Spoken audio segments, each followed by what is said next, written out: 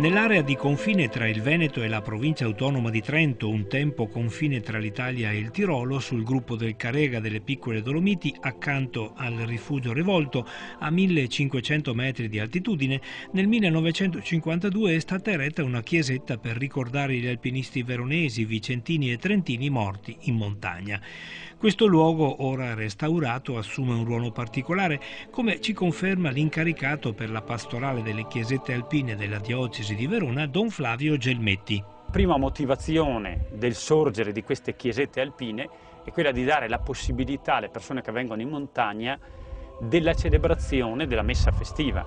Però la messa festiva in montagna ha anche un carattere particolare, non è diversa dalle altre messe, ma vuole essere un suggerimento per coloro che frequentano la montagna a fare anche delle escursioni non solo motivo di distensione, ma anche di ricarica spirituale, di contatto con Dio, di silenzio, di ascolto e quindi anche di celebrazione e di ringraziamento. La chiesetta racchiude il ricordo dei tanti alpinisti morti in montagna e il recente restauro ha permesso la collocazione delle lapidi di ognuno di loro.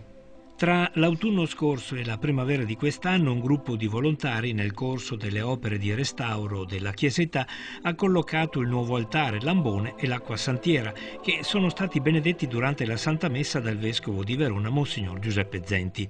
Il presule, durante la celebrazione, ricordando il ruolo della fede nella vita dell'uomo, ha aggiunto: con Dio noi affrontiamo la vita di tutti i giorni.